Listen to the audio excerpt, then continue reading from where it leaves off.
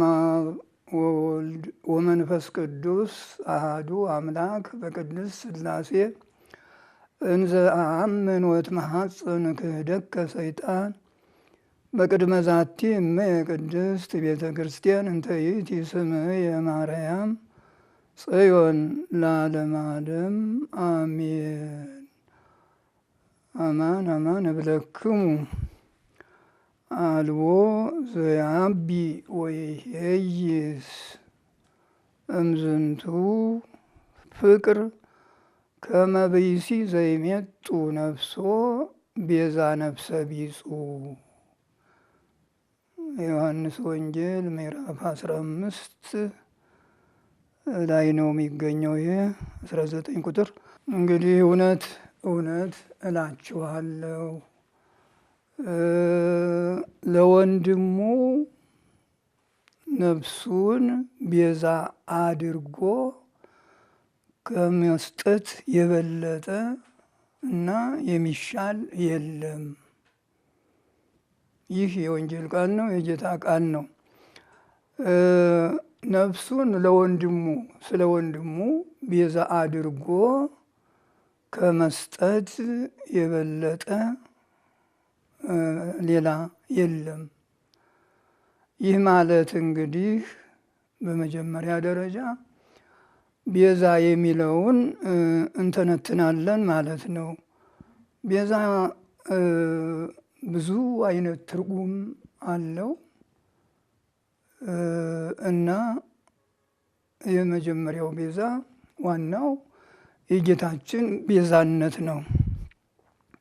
መድኃኒታችን ኢየሱስ ክርስቶስ በዕለተ ሐሙስ ማታ ደቀ መዛሙርቱን ግብር ይዞ አገባ፣ ለግብር ተቀመጠ እና ከዚያ ህብስቱን ይዞ ጽዋውን ወይኑን ይዞ ይህ በነገ በመልዕልተ መስቀል ለቤዛ ዓለም ለዓለም ቤዛ የሚፈተተው ሥጋዬ ይህ ነው፣ ለዓለም ቤዛ የሚፈሰው ደሜ ይህ ነው ብሎ ሰጣቸው። በዚህ ጊዜ ያ ህብስቱ ተለውጦ የአምላክ ሥጋ ሆነ። ወይኑ ደግሞ በጽዋው ውስጥ ያለው ያ ደግሞ ተለውጦ የአምላክ ደም ሆነ ነው። እንግዲህ ይሄ የመድኃኒታችን የኢየሱስ ክርስቶስ ቤዛነት ዋናው ትልቁ መጨረሻው አዳኙ የመድኃኒታችን ቤዛነት ነው ማለት ነው። ለቤዛ ብዙሃን ለብዙዎቹ ክርስቲያኖች ማለት ነው፣ ላመኑበት ሁሉ ቤዛ ሆኖ የሚሰጥ ይህ ነው ብሎ መሰከረ። ይህ የወንጌል ቃል ነው እና መድኃኒታችን ኢየሱስ ክርስቶስ የዓለሙ ቤዛ ነው፣ የዓለሙ አዳኝ ነው፣ ሁሉን የፈወሰ ያዳነ ነው እና ግን የቤዛነት ትርጉሙ በዚህ ብቻ የቀረ አይደለም። ዋናው ትርጉሙ ቤዛ ብዙ አይነት መንገድ አለው። ብዙዎቹ ቤዛ ተብለዋል። አዳኝ ማለት ነው ዋናው ትርጉሙ። መድኃኒት አዳኝ ማለት ነው። ኢየሱስ ማለት መድኃኒት ማለት ነው። እንግዲህ ኢሳይያስ ማለት መድኃኒት ማለት ነው። ኢያሱ ማለት ትርጉሙ መድኃኒት ማለት ነው እና መድኃኒታችን ኢየሱስ ክርስቶስና የእነሱ ቤዛነት አዳኝነት የተለየ ነው። ይሄኛው የፈጣሪ ነው፣ ያኛው ደግሞ የፍጡር ነው። ሙሴ አሁን እንግዲህ ቤዛ ሆኖ ለእስራኤል ተላከ። ያው በሱ አማካይነት ዳኑ እስራኤል እና ሙሴ ቤዛ አድርጌ ልኬሃለሁ ይላል። እንግዲህ ሲባል የሰነበተው ነው። ቤዛ አድርጌ ልኬሃለሁ ለሕዝቡ። ከዚያ እንግዲህ ደግሞ እነዚያ ቅድም የጠቀስኋቸውም እነ ኢሳይያስ መድኃኒት ተብለዋል። ግን እንደ ጌታችን እንደ ኢየሱስ ክርስቶስ ሥጋቸውን ቆርሰው ደማቸውን አፍሰው አይደለም፣ ዘገር ነጥቀው ባጭር ታጥቀው ያው ዘምተው ወገኖቻቸውን ስላዳኑ መድኃኒት ተብለዋል። ወደ እመቤታችን ስንመጣ ቤዛዊተ ዓለም ትባላለች። ከጥንት ጀምሮ ገና መድኃኒታችን ኢየሱስ ክርስቶስ ወደዚህ ዓለም ከመጣበት ጀምሮ የነበሩት ሐዋርያትም ሊቃውንትም ሰብአ አርድእትም ቅዱሳት አንስትም ሁሉ ድንግል ማርያምን አክብረው ቤዛዊተ ዓለም ይሏታል። እና አሁን እንግዲህ ቤዛዊተ ዓለም የሚለየው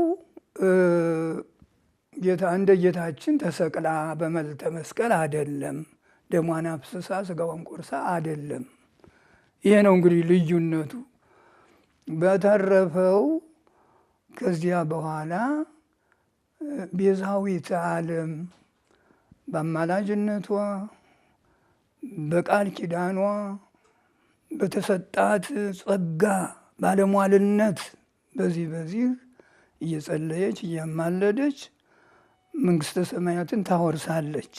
ይምርላታል። ልጇ ራሱ እንዲሁ ይታዘዝላታል ብንል ምንም ከመጽሐፍ ቅዱስ ይወጣ አይደለም። ይሄ ልጅ ለምንድን ነው እንዲህ ያደረገን? አሁን እንግዲህ ከበዓሉን አክብረው ወደ አገራቸው ሲመለሱ፣ ወደ ገሊላ ሲመለሱ ጌታ እዚያ ቀርቶ ነበር። ዮሴፍና እመቤታችን ግን ከልጆች ጋራ ነው ከሰዎች ጋራ ነው ብለው ዝም ብለው ሄዱ። ግን እዚያው ቤታቸው ሲገቡ ከጎረቤት ቢጠይቁም ቢፈልጉም አላገኙትም። ምክንያቱም እሱ እዚያ የመጣለት ለዓለም ቤዛ ነውና ለማስተማር ቀርቷል እዚያ ከበዓሉ። እና ግን እየፈለጉት ሂደው ያለችው ነገር አንድ ልጅ ብላ ጠራችው። ይሄ ነው እንግዲህ የቤዛ እናት። ቤዛ ልጅ ማለት ንጉሠ ሰማይ ወምድር ነው፣ አምላከ ሰማይ ወምድር ነው። እና ድንግል እመቤታችን ማርያም ልጅ ለምን እንዲህ አደረግ አለችውና እኔ እኮ ያለሁት እዚሁ በአባቴ ቤት ነው። ያው እንግዲህ ያ የእግዚአብሔር አብ ቤት ነው። ያ በዓሉ ማክበሪያ ምኩራቡ መቅደሱ የእሱ ቤት ነው። እዚህ ነው ያለሁትኝ አላቸውና አብሯቸው ሄደ። ይታዘዛቸው ነበረ።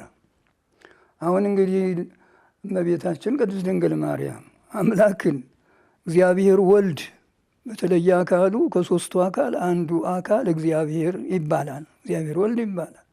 ልጄ ብላ አዘዘችው። ደግሞ ይታዘዛቸው ነበረ እና እስከ ማዘዝ ነው። ልጇ ነውና ይሄን አድርግልኝ፣ ይሄን ስራልኝ፣ ይሄን አድንልኝ ብላ ትማልደዋለች፣ ትነግረዋለች። ይህ የፈቃዱ ነው። በባህሪው አገብሮ የለበትም። ነገር ግን ከእመቤታችን ከቅድስት ድንግል በነሳው ሥጋ ይታዘዝ ነበረ እና እያዘዘች ይሄን አድርግልኝ የቃና ዘገሊላው ወይንም በዚያው ነው የሚላችሁን ሁሉ አድርጉ ብላ አሳስባ፣ ወይን የላቸውም ብላ አሳስባ፣ ያው እሷ ባሳሰበችው መሰረት ነው እንግዲህ ጌታም ያን ሀሳቧን ተቀብሎ እነዚያን ጋኖች ውሃ ሙሏቸው ብሎ አዘዘ። ውሃ ሞሉ፣ ጠጅ ሆነ፣ ወይን ሆነ ማለት ነው። እና ይሄም የእመቤታችን አሳሳቢነት ነው፣ ብታሳስበው ነው። እና እንግዲህ ይሄ ቤዛዊተ ዓለም ያሰኛታል። ምክንያቱም እሷ ልጇን እየማለደችም እንደ እናትነትም እያዘዘችም እንደ መጽሐፉ ይታዘዝ ነበረ ይላል። በኢሳይያስ 45 ምዕራፍ አለ። እግዚአብሔር እንዲህ አለ፣ እዘዙኝ፣ የማደርገውን ሁሉ እዘዙኝ አለ። አሁን እግዚአብሔር አምላክ አይታዘዝም። የባህሪ አምላክ ነው፣ ሁሉን አዛዥ ነው እንጂ አይታዘዝም። ግን ይሄ የሚስተረጎመው ለመድኃኒታችን ለኢየሱስ ክርስቶስ ነው። እዚያ ሄዶ ከሉቃስ ወንጌል ይጨመራል ይሄ ትርጉም። እዘዙኝ ያለው ቃልና ይታዘዝላቸው ነበር ያለው ኢየሱስ ክርስቶስ ይታዘዝ ነበረ። ለእናቱ ለዮሴፍ፣ ለሁሉ ያው ይታዘዝ የነበረ ሥጋን ተዋህዷልና ነውና ቤዛዊተ ዓለም ትባላለች። ምክንያቱም በዚህ በምታደርገው በምትሰጠው ድህነት እንደ እናትነቷ የአምላክ እናት ናት፣ የንጉሥ እናት ናት። የንጉሥ እናት እንኳ ንግሥት ትባላለች። እየማለደች እዚያ ልጅ እንዲህ አድርግ እያለች ስለምታማልድ ስለምታሾም ስለምታሸልም ማለት ነው። እና መድኃኒታችን ኢየሱስ ክርስቶስ ለእናቱ ይታዘዝ ነበረ። እሱ ቤዛ ዓለም ሆኖ ቤዛዊት ዓለም ትባላለች። ግን ልዩነቱ ቅድም እንደጠቀሱት ነው። እሱ ስጋውን አፍሶ ደሙን ቆርሶ ስጋውን ቆርሶ ደሙን አፍሶ ነው። እሷ ደግሞ በጸሎት በባለሟልነት ፍቅርተ ሥላሴ ተብላ የሥላሴ ባለሟል ተብላ ከእግዚአብሔር በታች ሁና ሁሉን ስለምታደርግ ቤዛዊት ዓለም ትባላለች። ይኸውም እንደ እንግዳ ደራሽ እንደ ውሃ ፈሳሽ ሳይሆን ተይዞ የመጣ ነው። ሁሉ ሊቃውንት ሁሉ አመስግነዋታል። ይህን የሰጣትን ቃል ኪዳን ይዘው የሰጣትን ቃል ክብር ይዘው ያ እኮ ከእሱ አይነሳው ስጋ ነው እኮ አምላክ። አሁን እንግዲህ መለኮትን ስጋ መለኮትን ተዋሃደ፣ ሰው አምላክ ሆነ፣ አምላክ ሰው ሆነ ስንል ይህን ልብ ብለን ማስተዋል ያስፈልገናል ሁላችን። አሁን መለኮት ስጋ የለው አጥንት የለው። አሁን እንግዲህ ያ ረቂቁ መለኮት የእመቤታችንን ስጋ የሚዳሰሰውን ስጋ ነስቶ ለብሶ ያ ስጋ ደግሞ የባህሪ አምላክ ተብሏል። ያ ነው እኮ እንግዲህ ከእሱ የነሳው ስጋ እኮ ነው አምላክ የሆነው። እና ቤዛዊት ዓለም የምትባለው በዚህ ነው። ያ ከእሱ የነሳውን ስጋ ከመለኮቱ አዋህዶ አምላክ አድርጎ ስለሚያድንበት ዓለምን ስላዳነ ቤዛው የዓለም እሱ የዓለም ቤዛ ተብሎ እሷ ደግሞ በዚህ ባለው ቅድም በጠቀስነው ሁሉ ሕሙማንን በመፈወስ ስንቱን ታምራት በማድረግ እያዳነች የፈወሰች ወላዲተ አምላክ ብለው ሲጠሯት ፈጥና እየደረሰች ስለምታድን ወላዲተ አምላክ ቤዛዊት ዓለም ትባላለች። እና እንግዲህ አባቶቻችንም በየድርሳናቸው በየዝማሪያቸው ደርሰውላታል፣ ዘምረውላታል ቤዛዊት ዓለም እያሉ። አሁን ቅዱስ ያሬድ በዝማሬው መዋሥዕት ማርያም ዘወርቅ ጠረጴዛ አለፍ ብዬ ልበለው እንዲያጥር ማርያም ዘወርቅ ጠረጴዛ ይኩነነ ቤዛ ንግደትኪ ቁስቋም እምሎዛ። ይህ ዝማሬ ነው የቅዱስ ያሬድ። እንግዲህ ይኩነነ ቤዛ ንግደትኪ ማለት ጉዞሽ ወደ ግብፅ የተሰደድሽው ስደት የተጓዝሽው ጉዞ የደከምሽው ድካም ለእኛ ቤዛ ይሁነን። ካዲያ የምንድን ነው? ከቅዱስ ያሬድ ልንበልጥ ነው? እሱ ሰማየ ሰማያት መጥቆ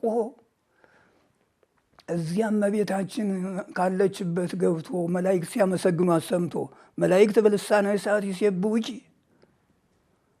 ብሎ ሰምቶ በእሳት አንደበት በዚህ በውሸት አንበኛው ሳይሆን እሳት በሚተፋ እሳት እንደ እሳት በሚነድ ረቂቃን በሆኑ በመላእክት አንደበት ሰምቶ ሲያመሰግኗት መላእክት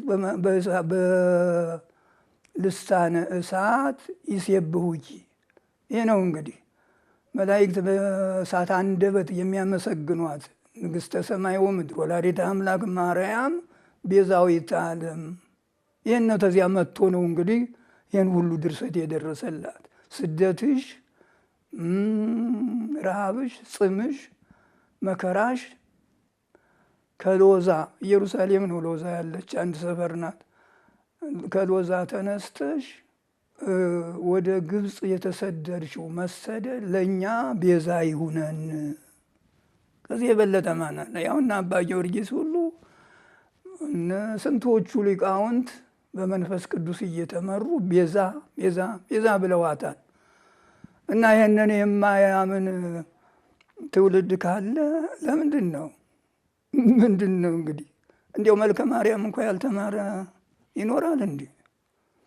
የኢትዮጵያ ንጉሥ አጼ ናዖድ የተባሉት መልከ ማርያምን የጻፉ እሳቸው ናቸው። በመንፈስ ቅዱስ እየተመሩ ኢትዮጵያን እየመሩ በትርፍ ጊዜያቸው እየጸለዩ ተገልጾላቸው አሁን ቤዛ ብለዋታል። ቤዛ ማለት ደግሞ ጠበቃ፣ ዋስ ማለትን ጭምር ነው።